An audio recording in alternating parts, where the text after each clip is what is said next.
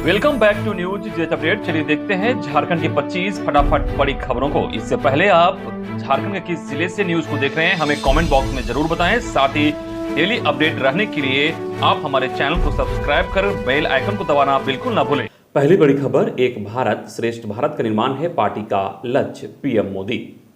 प्रधानमंत्री नरेंद्र मोदी ने भाजपा की भावी रणनीति का खाका खींचते हुए पार्टी को स्नेह यात्रा के जरिए समाज के हर वर्ग तक पहुंचाने का आह्वान किया। मोदी ने स्पष्ट किया कि भाजपा और सरकार तुष्टीकरण के बजाय तृप्तिकरण की राजनीति पर आगे बढ़ रही है। यही सोच सबका साथ, सबका विकास और एक भारत श्रेष्ठ भारत के सपने को पूरा करेगी। उन्होंने भाग्यनगर हैदराबाद को ऐतिहासिक बताते हुए कहा कि यहीं से सरदार वल्लभ भाई पटेल ने एक भारत की नींव रखी थी। अब हमारे ऊपर एक भारत श्रेष्ठ भारत का लक्ष्य पूरा करने का दायित्व है। भाजपा की राष्ट्रीय कार्यकारिणी की बैठक के समापन सत्र में प्रधानमंत्री नरेंद्र मोदी ने अपने मार्गदर्शन में पार्टी के भविष्य की रणनीति का खाका खींचा। उन्होंने लगभग 1 घंटे के संबोधन में सभी प्रमुख मुद्दों को छुआ, चाहे वह सरकार से जुड़े हों या संगठन से। अगली बड़ी खबर, आईएएस बनेंगे झारखंड प्रशासनिक सेवा के 42 अफसर। यूपीएससी को हेमंत सरकार ने भेजा 120 नाम। झारखंड प्रशासनिक सेवा के अधिकारियों को भारतीय प्रशासनिक सेवा में प्रोन्नति के लिए हर वर्ष समय से तैयारी नहीं होने का खामियाजा अधिकारियों को भुगतना होता है और कई बार 2 वर्षों के बाद ही प्रोन्नति मिल पाती है। इस वर्ष भी 2019, 2020 और 2021 की रिक्तियों के विरुद्ध अधिकारियों को आईएएस में प्रोन्नति मिल रही है। हालांकि संघ लोक सेवा इस व्यवस्था को अब नियमित करना चाहता है। इसके लिए कई बार उच्च स्तर पर चर्चा भी हुई है। इधर चर्चा है कि राज्य सरकार भी हर वर्ष अधिकारियों को उनके हिस्से की प्रोन्नति से वंचित नहीं करेगी और इसके लिए हर वर्ष आईएएस में प्रोन्नति के लिए अनुशंसा भेजी जाएगी। अगली बड़ी खबर, द्रौपदी मुर्मू समर्थन मांगने के लिए आज आएंगी रांची। राष्ट्रपति पद के लिए एनडीए की प्रत्याशी और झारखंड की पूर्व राज्यपाल द्रौपदी मुर्मू समर्थन मांगने सोमवार को रांची आएंगी। वे यहां करीब 5 घंटे रहेंगी। इस दौरान वे एनडीए के विधायकों और सांसदों से मुलाकात करेंगी। द्रौपदी मुर्मू 11 बजे दिन में विशेष विमान से रांची पहुंचेगी। रांची आने के बाद वह बीएनआर होटल में एनडीए के सांसदों और विधायकों के साथ बैठक करेंगी। बैठक में भाजपा प्रदेश अध्यक्ष सह सांसद दीपक प्रकाश, विधायक दल के नेता सह पूर्व मुख्यमंत्री बाबूलाल मरांडी, राष्ट्रीय उपाध्यक्ष सह पूर्व मुख्यमंत्री रघुवर दास, केंद्रीय मंत्री अर्जुन मुंडा, अन्नपूर्णा देवी, आजसू पार्टी के अध्यक्ष सह विधायक दल के नेता सुदेश महतो, भाजपा प्रदेश महामंत्री व सांसद आदित्य साहू विशेष रूप में शामिल होंगे। बैठक में एनडीए के 12 सांसद और सभी विधायकों की उपस्थिति होने का निर्देश भी दिया गया है। इसमें भाजपा के 11 सांसदों के अलावा आजसू के सांसद चंद्र प्रकाश चौधरी, भाजपा के लोकसभा और राज्यसभा के सभी सांसद तथा विधायक मौजूद रहेंगे। अगली बड़ी खबर, पॉलिटेक्निक में नामांकन के लिए आवेदन 20 तक। BIT Mesra polytechnic BIT Mesra में diploma in engineering, BSc in medical lab technology व diploma in engineering lateral entry में नामांकन के लिए आवेदन की अंतिम तिथि 20 जुलाई तक बढ़ा दी गई है। डिप्लोमा इन इंजीनियरिंग के 5 पाठ्यक्रमों automobile engineering, computer engineering, mechanical engineering, electronics and communication engineering, electrical and electronics engineering के लिए आवेदन आमंत्रित किए गए हैं। कुल सीटों की संख्या 270 है।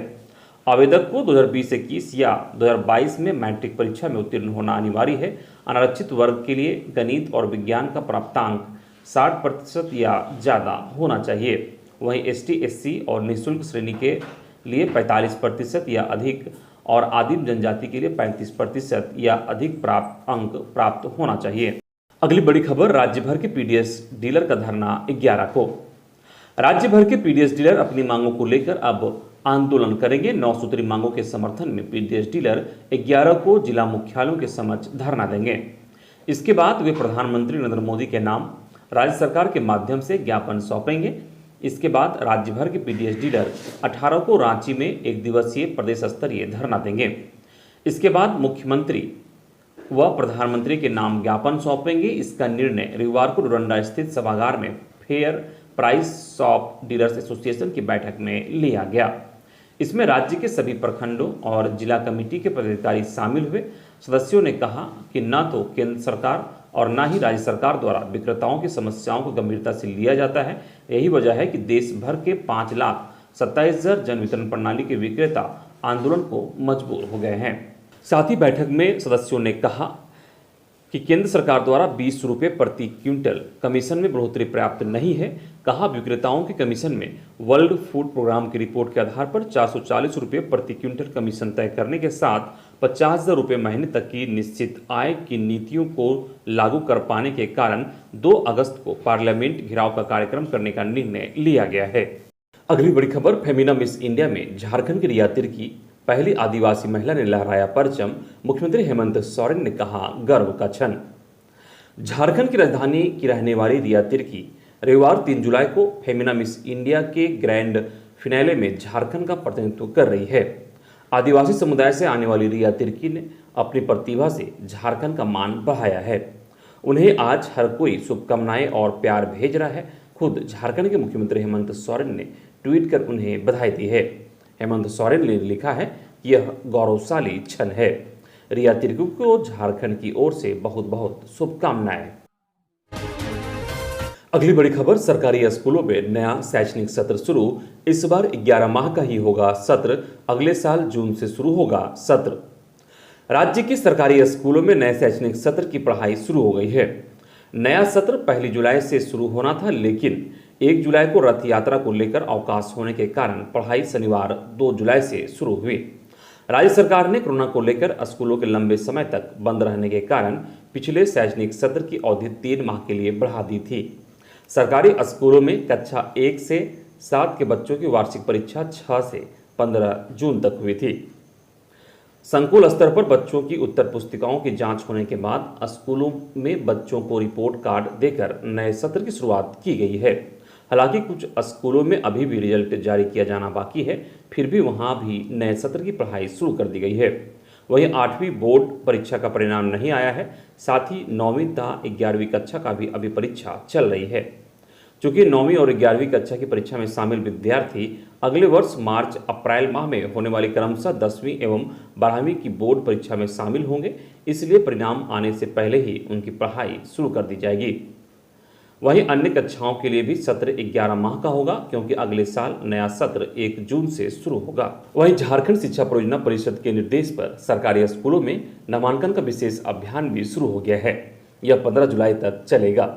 इस अभियान के तहत प्रवासी बाहर से पोषक क्षेत्र में आए परिवारों के बच्चों का विशेष रूप से नामांकन कराया जाएगा। राज्य परियोजना निदेशक किरण कुमार पासी ने खासकर 5वीं से 6ठी, 8वीं से 9वीं और 10वीं से 11वीं में जाने वाले बच्चों के नामांकन पर विशेष ध्यान देने को कहा है।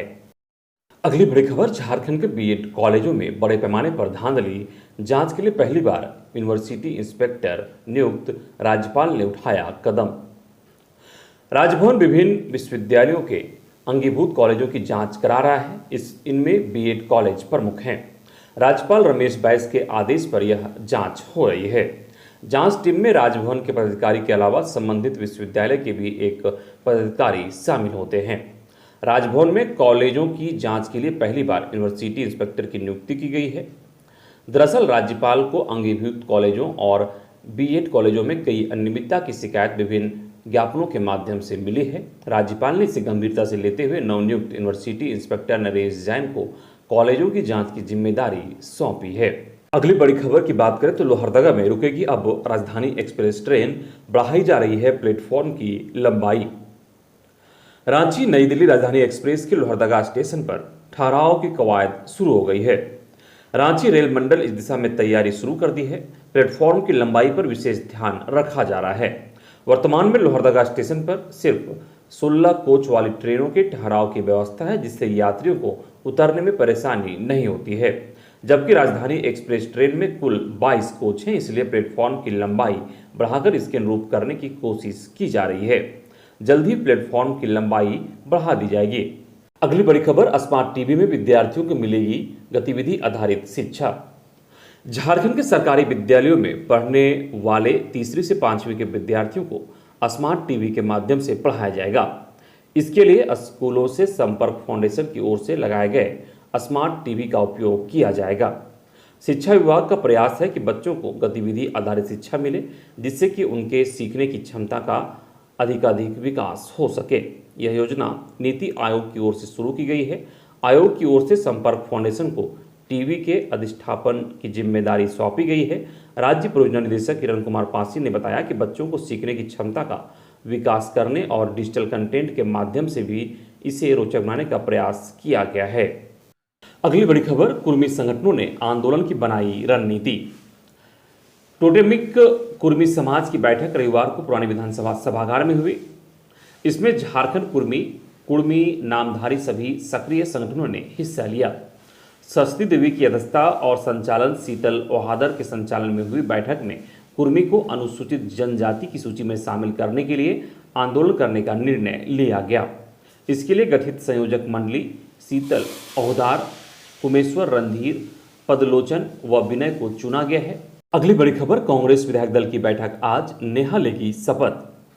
कांग्रेस के बांडर विधानसभा क्षेत्र से नवनिर्वाचित विधायक शिल्पी नेहा तिर्की सोमवार को झारखंड विधानसभा में शपथ ग्रहण करेगी। झारखंड विधानसभा के अध्यक्ष रविंद्रनाथ महतो के कक्ष में उन्हें पद और गोपनीयता की शपथ दिलाई जाएगी। इस दौरान कांग्रेस के विधायक दल के नेता आलमगीर आलम, प्रदेश अध्यक्ष राजेश ठाकुर, कार्यकारी अध्यक्ष बंधु तिर्की समेत पार्टी के मंत्री विधायक भी मौजूद रहेंगे।